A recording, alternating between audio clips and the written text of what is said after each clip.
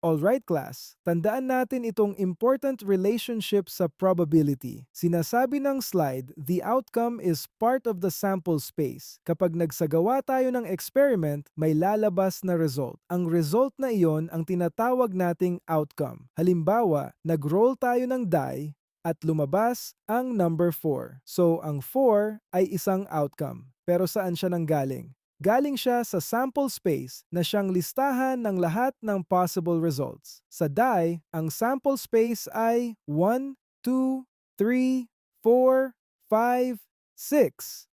So tandaan ninyo ang structure, sample space, lahat ng possible outcomes. Outcome, isang result mula sa listahan na iyon. Ibig sabihin, every outcome belongs to the sample space. Alright class, ngayon pag-usapan naman natin ang sample space. Ang sample space ay ang complete list ng lahat ng possible outcomes ng isang experiment. Keyword dito ay all possible outcomes. Ibig sabihin, hindi lang kung ano ang lumabas, kundi lahat ng pwedeng lumabas. Halimbawa, kung ang experiment ay rolling a die, ang mga possible results ay 1, 2, 3, 4, 5, 6. Iyan ang tinatawag nating sample space. So tandaan ninyo, sample space ay katumbas ng all possible results ng isang experiment. Tingnan naman natin ang isang example ng sample space. Ang experiment natin ay rolling a die. Kapag nag-roll tayo ng die, may 6 na possible numbers na pwedeng lumabas. Ito ay 1, 2, 3, 4, 5, 6. Kapag pinagsama-sama natin ang lahat ng possible results na ito, makukuha natin ang sample space. So ang sample space ay 1, 2, 3, 4, 5, 6. Ibig sabihin, 6 ang total possible outcomes. Again, tandaan ninyo, sample space ay katumbas ng complete list ng lahat ng pwedeng mangyari sa experiment. Ngayon, pag-usapan naman natin ang event. Sa probability, ang event ay isang group ng outcomes. Ibig sabihin, hindi lang isang result, kundi ilang outcomes na pinagsama dahil may kondisyon or rule. Halimbawa, kapag nag-roll tayo ng die, ang sample space ay 1, 2, 3, 4, 5, 6. Pero sabihin natin, ang interesado lang tayo ay even numbers. So ang event natin ay 2, 4, 6.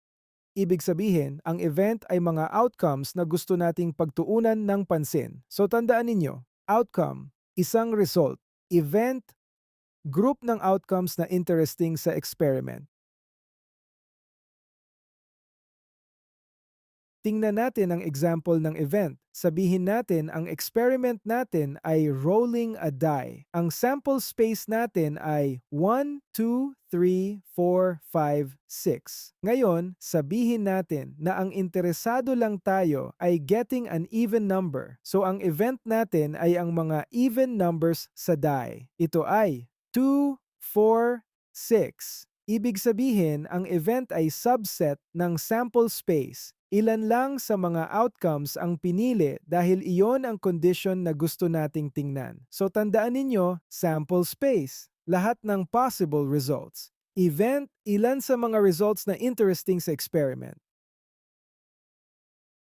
Alright class, pause muna tayo sandali. Let's organize everything we discussed so far. May tatlong pangunahing terms sa foundation ng probability: outcome, sample space, event. Let's go through them one by one. First, outcome. Outcome means one specific result. Halimbawa, nag-roll ka ng die at lumabas ay 4. That 4 is the outcome. Isang result lang, hindi dalawa, hindi lahat, just one. Second concept, sample space. Sample space means all possible results of an experiment. Kung nagro-roll ka ng die, ang lahat ng possible numbers ay 1, 2, 3, 4, 5, 6. So the sample space is 1, 2, 3, 4, 5, 6. It represents everything that could happen. Third concept, event. An event is a group of outcomes that follow a rule. Halimbawa, event, getting an even number.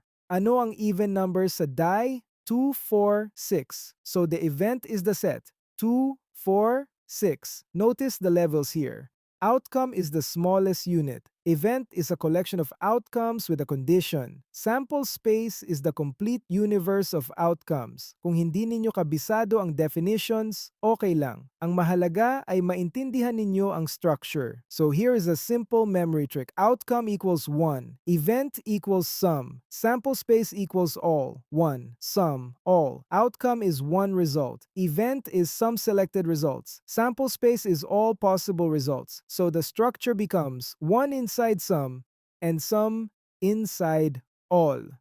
Think of it like Russian dolls. May maliit sa loob ng medium at may medium sa loob ng mas malaking container. Once na nakita ninyo ang structure na iyon, hindi na siya confusing.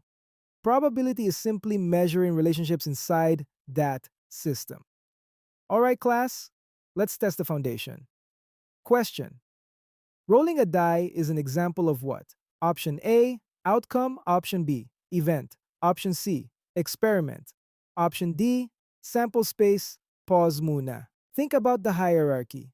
Experiment is the action. Outcome is one result. Sample space is all possible results. Event is a group of outcomes with a rule. Now the question says, rolling a die. Is that already the result? Hindi pa. The rolling is the action that produces the result. So rolling a die is not the outcome. It is not the event. It is not the sample space. It is the action itself. Therefore, the correct answer is experiment. Option C. Important distinction ito. Experiment is the doing. Outcome is the result. Once malinaw ang distinction na iyan, mas magiging madali na ang probability concepts.